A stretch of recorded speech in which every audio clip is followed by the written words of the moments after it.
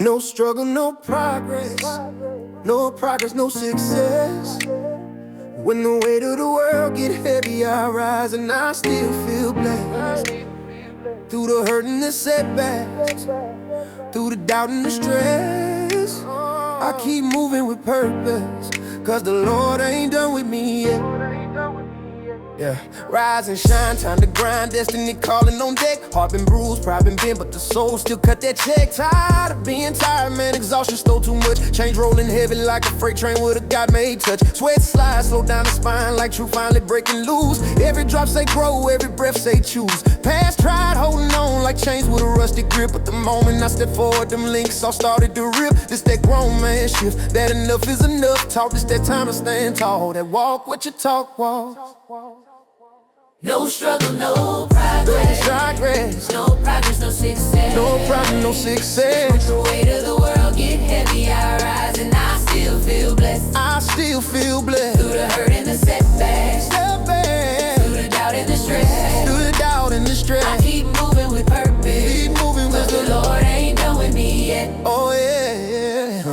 Left the sweets on the counter, left the beef on the plate. Tapped into the earth for the healing, put faith over faith. Vegetables and fruits start speaking like elders on porches do. Saying, son, cleanse that temple, let the real shine through. Stood up from the seed, rose with intention. Grind got a rhythm now, I call it heart disease prevention. Each step carries weight, each step rewrite pages. Growth comes slow then quick like prayers heard in stages. No struggle, no progress, No success. If you do not take care of yourself, there is no guarantee that those kids are going to step up and take care of you in the years that you need them to. How y'all doing this morning? This is week 2, day 4 of my regaining my health and wealth training, exercise, movement, whatever you want to call it. It's all that. Today I want to share a story with you guys. About a week ago, I picked up a relative of mine. He began to share with me his frustration with his children. He was thinking that I better put away some money and stay as healthy as I can to take care of myself, because I don't think that my kids are going to be up for the challenge.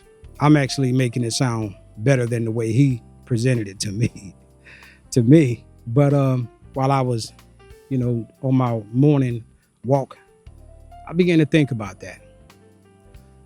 There are a lot of people who will tell you, focus on your goal. What is the end game? And most of the time they're telling you, who are you doing it for? What is your purpose? What is the reason? What's your go-to? All of that, right? And what they're basically saying is, think about your family. And the people say, well, I do it for my family. Why do it to leave a legacy, generational wealth for my kids? I do it for my kids. I do it for my family. All that sounds beautiful. Yeah, it sounds real good. And a lot of people will tell you that. But what I'm hearing from my family member is that he don't know if he really can count on his kids being there for him when the time comes. And he's not the first one that I've heard say this. The great Les Brown has mentioned that jokingly, but he has mentioned that as well about, well, you never know with Les Brown. I mean, when he's telling you in the joke, a lot of times he's serious about what he's saying. But he was saying something of the same thing, that he don't believe that he can count on his kids, later on when it's time to. So he was like, I'm trying to stay as healthy as possible and provide for myself now so that I have the resources to look after me when the time comes, because I don't know if I can rely on these kids of mine. And that's essentially what this relative of mine was saying. And as I said, I was thinking about that. And a lot of people will sell you on that. A lot of people will sell you on, do this and think about your family. Think about your kids. That needs to be your go-to to do what you're doing. Nobody talks about the downside of that.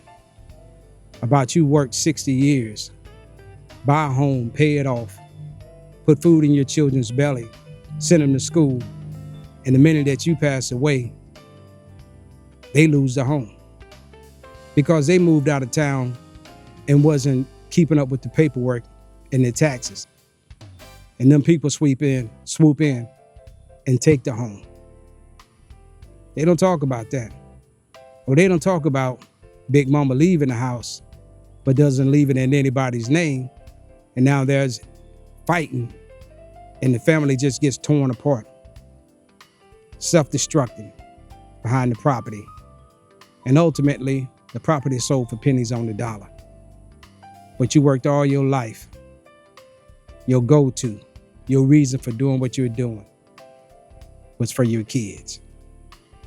People, if you are in your 40s, your 50s, your early 60s, about to transition into your retirement years, it is about time that you start looking at taking care of yourself. A lot of us don't like to do it. I get it. Part of you feel like you're being selfish. You feel like that's not the right thing to do. Who told you that? If you do not take care of yourself, there is no guarantee that those kids are going to step up and take care of you in the years that you need them to. So I get what Les Brown is saying. This man here has beaten cancer over the last 20-something years, man. That's impressive. And he just reached his 80th birthday. He goes to the gym and he does what he can to keep healthy. That, to me, is the ticket. That's the goal.